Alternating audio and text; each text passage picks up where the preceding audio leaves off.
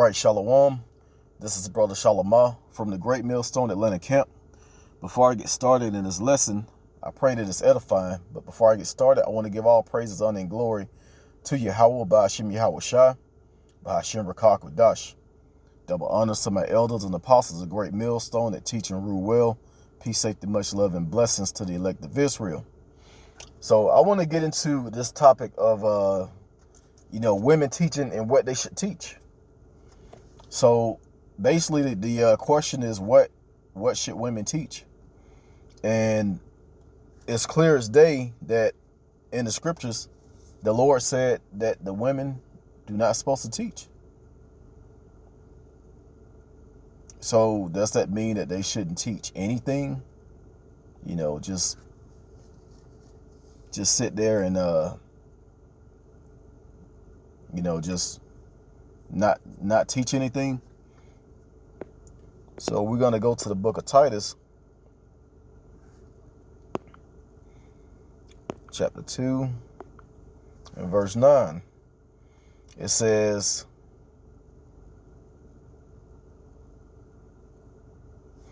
chapter 2 and verse 3. It says,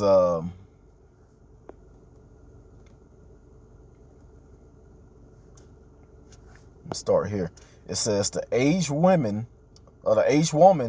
likewise, that they be in behavior as becoming holiness. So that's talking about a holy woman, a woman that's keeping the commandments, a righteous woman that's aged. That's not talking about, young girls. That's talking about older women that are aged, that have experienced, certain things in life. It says, as become holiness, not false accusers, not giving too much wine, teachers of good things. So you have women out there that are teachers of good things, but that doesn't mean that they're allowed to, be pastors and teachers in the church. That's not talking about that. Verse 4, it says that they may teach the young women to be sober, to love their husbands, to love their children. So that's what the aged woman should teach.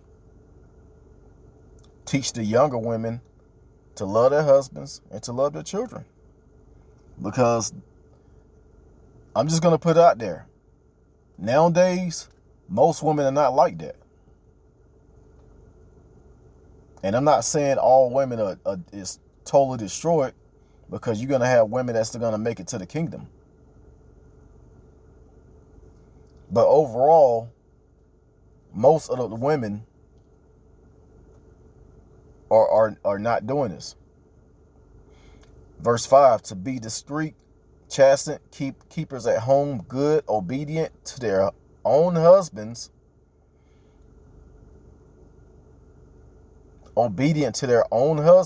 that the word of Yahweh be not blasphemed. So yes, women are allowed to teach certain things, but you're not allowed to run a church. You're not allowed to teach a church. You're not allowed to preach. And then when you are being taught, you're supposed to learn in silence.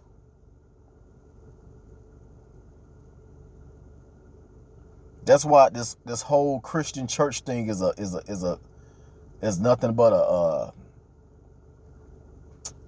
it's nothing but a game. It's wicked. It's foolish.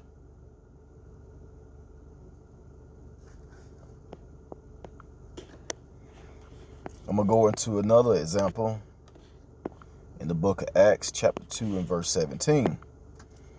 It says, and it shall come to pass in the last days, said Yahweh Ba'ashim Yahweh Shai, I will pour out my spirit upon all flesh, and your sons and your daughters shall prophesy, and your young men shall see visions, and your old men shall dream dreams. Now right there it says your sons and your daughters shall prophesy. The word prophesy basically means to basically say something before it happens. So you're going to have young daughters basically saying things before they happen. And that's what's going to happen in these last days. For example, there was there was a young woman. She had a dream. She saw Yahweh Shah returning, and she described what he looked like. He was a so-called black man, and she said that he was really angry. His face, he was extremely angry. And she described something like gargoyles attacking people. What they could have been angels, but you know, that's what she saw. Now she actually prophesied, because I believe that that's going to happen. We already know that Yahweh Shah is a so-called Negro, and he's going to come back with great anger. So that part of her dream, you know, she prophesied, but she can't go out and like break down the scriptures. Like as a matter of fact, she didn't get any scriptures on it. She just told her dream that she had. That's what this is talking about.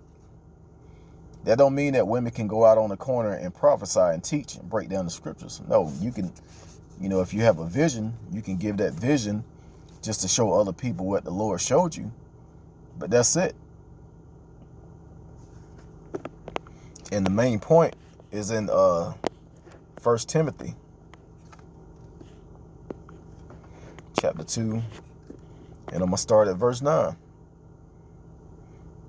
It says, in like manner also that the woman adorn herself in modest apparel, with shamefacedness and sobriety,